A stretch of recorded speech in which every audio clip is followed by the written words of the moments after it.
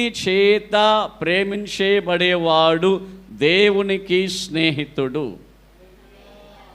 దేవునికి స్నేహితుడు దరిద్రుడిగా ఉండడు.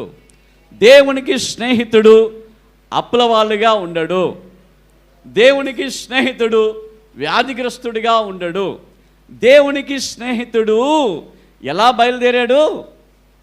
తన భార్యను తీసుకొని, లోతును తీసుకొని, కొంతమంది పని వాళ్ళను తీసుకొని బయలుదేరాడు. 13వ అధ్యాయానికి వచ్చేలోపు ఆస్తి, గొప్ప ఆస్తి, అతనికి ఆస్తి, అతనితో ఉన్నవానికి కూడా ఆస్తి చేరింది.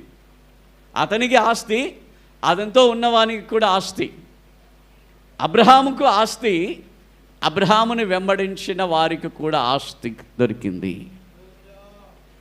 అబ్రహాము సమృద్ధితో వర్ధిల్లాడు, అబ్రహాముతో ఉన్నవానికి కూడా వర్ధిల్లాడు. అంటే అర్థం ఏంటంటే, నీవు దేవుణ్ణి ప్రేమించితే దేవుడు నిన్ను ఆస్వాదిస్తూ ఉన్నాడు. అదే సమయంలో ఇక్కడ ఏంటంటే, దేవుని చేత ప్రేమించబడాలి. ఏం చేయాలి? దేవుని చేత వచ్చిన ఏం చెప్తుంది? దేవుని చేత ప్రేమించబడాలి. దేవునికి మహిమ కలుగునుగాక. దేవుని చేత ప్రేమించబడి అనుభవం అనేది చాలా గొప్పది. మీరు అనుకోవచ్చు, అందరినీ దేవుడు ప్రేమిస్తున్నాడే కదా, అందుకే కదా ప్రాణం పెట్టాడు. దేవునికి మహిమ కలుగునుగాక.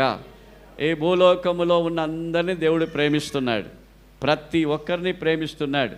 ఆమెన్. ఏంటంటే ఆయన ప్రేమిస్తున్నాడు. ఆమెన్. యోహాను 3:16 మీరు ఒకవేళ మీరు చదివితే అక్కడ చెప్తాడు ఏంటంటే, దేవుడు లోకమును ఎంతో ప్రేమిస్తున్నాడు.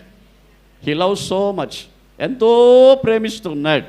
అంత గొప్పగా ప్రేమించే దేవుడు ఇక్కడ ఎందుకు ఈ మాటని చెప్తా ఉన్నాడు? నేను నిన్ను ప్రేమించుచున్నాను అంటే అర్థం ఏంటంటే, నేను ప్రేమించుచున్నాను కాబట్టి నువ్వు గనుడవైతివి అంటే అర్థం ఏంటంటే, ఈ అబ్రహాము పైన దేవుడు ప్రత్యేకమైన దృష్టి పెట్టుకొని ఉన్నాడు. పిలిచిన వెంటనే వచ్చాడు అబ్రహాం. పిలిచిన వెంటనే ఆస్తి చూడలా, ఇల్లు చూడలా, అమ్మను చూడలా, నాన్న చూడలా, రిలేటివ్స్ని చూడలా. వెంటనే ఏం చేశాడు అబ్రహాము? చెప్పిన వెంటనే లోబడ్డాడు.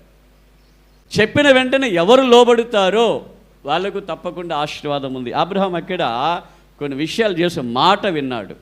ఏం చేశాడు? మాట విన్నాడు కాబట్టి గొప్ప జనంగా మారిపోయాడు. మనం ఎవరి మాట వినాలి? యేసయ్య మాట వినాలి.